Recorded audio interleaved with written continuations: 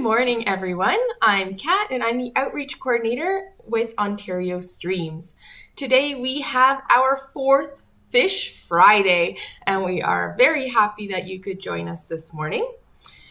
As we can see, our salmon are getting quite a bit bigger. So at this point, we are calling them a fry, and the key feature here to determine whether they are still an alvin or a fry is that they no longer have their yolk sac. So that's that orange blob that we used to see on these little guys. And that used to be like their built-in fridge. It had all of their nutrients to get them through this first few months of their lives. But now that's gone, and that leads us to something that we will talk about a little bit later in this live stream, is what they are doing now to get their nutrients. But to start, we're going to speak a little bit about hatcheries. And a hatchery is a place where we raise fish, whether it is fish like our native Atlantic salmon or other species that have value for recreation or fishing purposes. So here in Ontario, we have a handful of fish culture stations, which is a fancy way of saying a hatchery, that are run by the provincial government. And then we have another handful that are run by different institutions. So we're going to see a little bit behind the scenes of one of those hatcheries today, a smaller scale one. But the point of these hatcheries is to reach one of the big pillars of the Lake Ontario Atlantic Salmon Restoration Program. So this program here, I believe we've talked about it in other Fish Fridays, but it is a collaborative program looking to bring back Atlantic salmon here into Lake Ontario with the hope of establishing a self-sustaining population. We know that Atlantic salmon have been considered locally extinct or extirpated here in Lake Ontario for about 100 years. So they do really need our help. We need to be looking at all of the ways that we can bring them back. So one pillar is through stocking or reintroduction of Atlantic salmon, which just means we're adding more out here into the wild. The other side is habitat restoration, which we will get to in 2 weeks at our next Fish Friday in honor of Earth Day. We will talk about some of the things that Ontario Streams is doing to help rebuild and restore our habitats for our Atlantic salmon and other aquatic species. So here in Ontario Streams, we are part of Lake Ontario Atlantic Salmon Restoration Program. And as a program as a whole, we are releasing about 550,000 Atlantic salmon into Lake Ontario tributaries each year. Our other partners include the Ontario Federation of Anglers and Hunters, the Toronto Zoo, as well as the provincial government. So as a whole, almost 500,000 Atlantic salmon have been getting back into our Lake Ontario rivers, which is very good news. There was an original goal of reaching that self-sustaining population by 2020. However, a lot of things didn't go as planned for many of us in 2020. So we're reevaluating, and we're still very hopeful that this is a very near-term goal, that we will have that population that no longer needs our help to stay stable. In terms of raising Atlantic salmon, there are three main ways that these conservation organizations are working to have these populations raised in not the wild. So one way is through Instream incubation. And I've got a video here that I'll show you that Ontario Streams, we go out every year, very cold in February, and we stock about 10,000 Atlantic salmon eggs into these tubes, which we then fill with rocks. So there's only about 100 to 200 salmon per tube there, salmon eggs per tube. Then we put those into the stream, and we let the salmon grow and develop in those tubes. And then we go back in May and open the tubes and release them.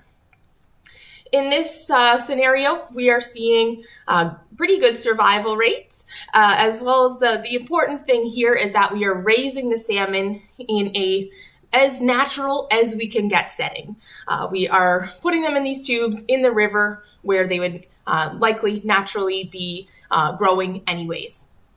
The thing is, these tubes are able to protect them.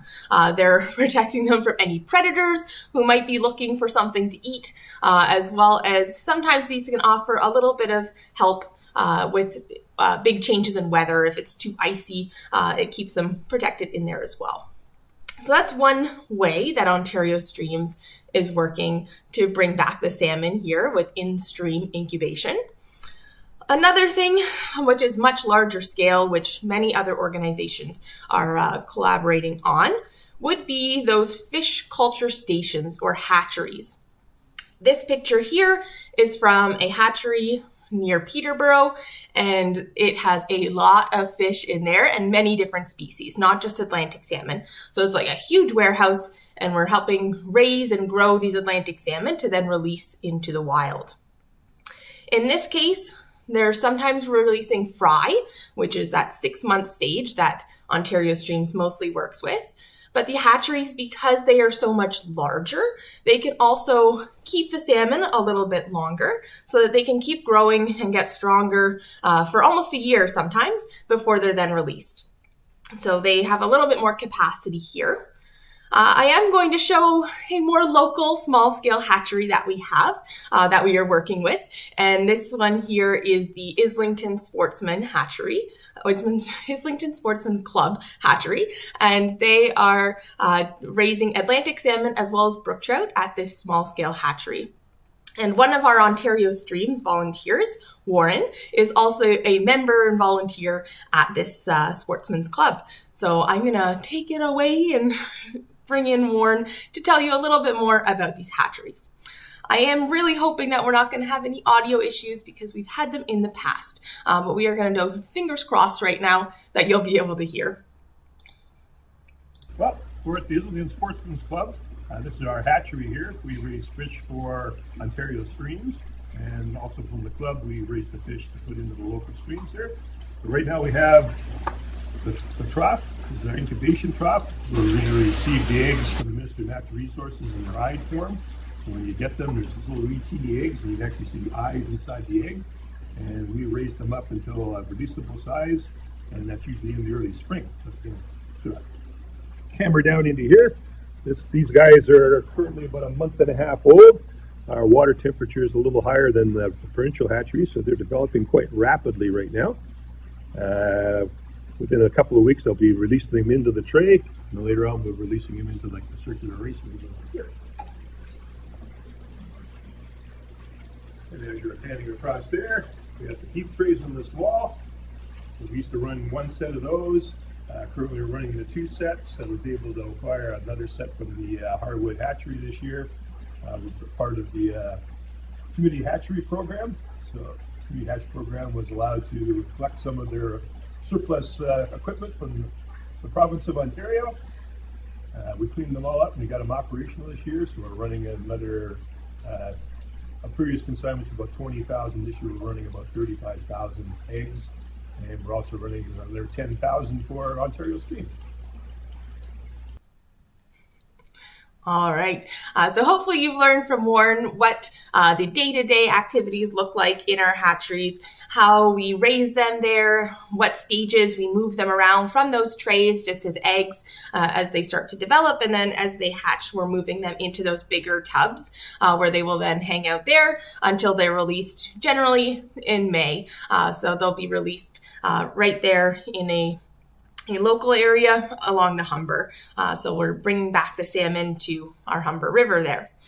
So that's just a small scale, so we can see it is a little smaller than we saw at that larger option there. Let me bring that back up. We can see this huge warehouse. So just different scales, but of course we're all working towards that same goal of bringing back the salmon. Now let's talk about even smaller scale, which would be our classroom hatchery program, which again, other organizations such as the Ontario Federation of Anglers and Hunters, as well as the Toronto Zoo run as well. So in this case, we're bringing these hatcheries, just an aquarium, into a classroom, and students get to watch the Atlantic salmon hatch and grow and then release them in the spring. So much smaller scale, probably only a couple thousand of our Atlantic salmon are within this program, compared to as a whole, as we said, 550,000 Atlantic salmon as part of the Lake Ontario Atlantic Salmon Restoration Program. But again, with all of these methods, the focus here is on protecting them and providing stability for that first 6 months of their lives when they are most vulnerable to any sort of new changes, right? They're just tiny babies. They can't control their habitat. They don't know what's going on. So when we think about survival rates in the wild, maybe something like 10% of Atlantic salmon are going to survive that first 6 months of their lives. Really, for any fish species, around 10%, which is why so many fish have so many eggs. When we think about mammals usually have 1 to maybe a handful of offspring, but with fish, they know that the survival rate is going to be lower, so they have to put more energy into raising those odds. So when we think about our hatchery, our in-stream incubation program, we're seeing something like 35 to 40% survival. So almost triple, maybe even quadruple what we would see in the wild, and raising them again right where they would be anyways. With the classroom hatcheries, generally we're seeing more like 80% survival. They are in a much more controlled environment in these aquaria, so it's easier to see them last. And then they all get put out into the same place, generally in the Upper Humber with Ontario streams or other streams here in the Greater Toronto area. Now, I know the moment we've all been waiting for. We all want to see what our little fish are up to. So the exciting news is that they are starting to move. They are really curious and exploring the hatchery right now, seeing what's going on. Not as many of them are lazy at the bottom anymore. They are starting to see what's up with the rest of the hatchery. And as we mentioned before, that yolk sac is gone. So they are ready to eat real food. So in the wild, they would be starting to look for things like teeny tiny aquatic insects, really small little bits of living things out there. But in our hatchery, we have to give them a suitable alternative. And in this case, we are feeding them brine shrimp.